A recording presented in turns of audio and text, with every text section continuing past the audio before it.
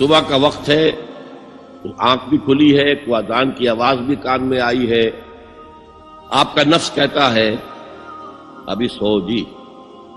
آپ نے اپنی چادر یا کمبل کو درست کیا اور کروٹ لیا، سو گئے. یہ کیا ہے؟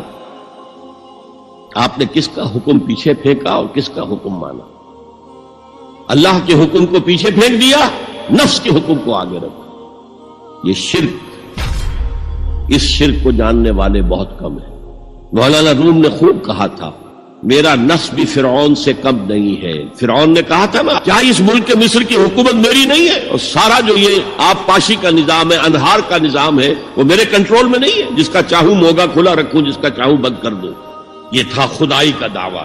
تو مولانا روم کہتے ہیں میرا نفس بھی اس سے کمتر نہیں ہے. وہ کہتا یہ جسم میرا ہے، اس پر میرا حکم چلے گا. میں نہیں جانتا کون اللہ کون رسول، کیا حرام کیا حلال. تو فرعون سے کم تو نہیں ہے میرا نفس.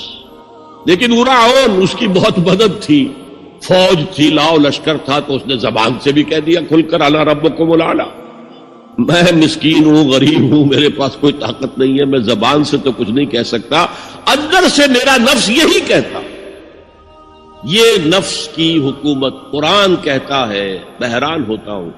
اے نبی تم نے دیکھا اس شخص کو، اس کے حال پر غور کیا جس نے اپنی خواہش نفس کو اپنا الہ بنا لیا. اللہ اکبر. الہ، لا الہ الا اللہ. کیا آپ ایسے شخص کی کوئی ذمہ داری لے سکتے ہیں؟ سود حرام ہوا کرے جی، حرام حرام.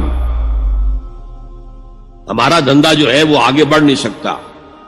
تو اللہ کے حکم کو پیچھے ڈالا، نفس کے تقاضے کو آگے رکھا. کون معبود ہے آپ؟ نام عبداللہ رکھیے، نام عبد الرحمن رکھیے، ہے عبد النفس، نفس کے بندے، نفس کے غلام. پوچھا گیا ایو الہجرت افضل یا رسول اللہ، اے اللہ کے رسول بتائیے سب سے اعلیٰ ہجرت کون سی ہے، افضل؟ فرمایا ان تہجر ما کرہ ربک، ہر اس چیز کو چھوڑ دو جو تمہارے رب کو پسند نہیں. آج رات ہی سے آپ ہجرت شروع کر سکتے ہیں. جائزہ لیجئے کیا کیا چیزیں میری زندگی میں خلاف شریعت ہے، تو اللہ کو ناپسند ہے. فیصلہ کیجئے کہ آج کے بعد نہیں ہوگی. ہجرت شروع ہو گئی. تو جہاد تو یہاں سے شروع ہو گیا، اپنے نفس کے خلاف جہاد کرنا. صبح نفس نے کہا بھی سو جاؤ، آپ نے نفس کی بات کو رد کیا، اپنا کمبل اٹھا کے پھینکا، اٹھے، وضو کیا، نماز کے لیے آپ مسجد چل دیے. آپ نے جہاد کیا نفس کے خلاف.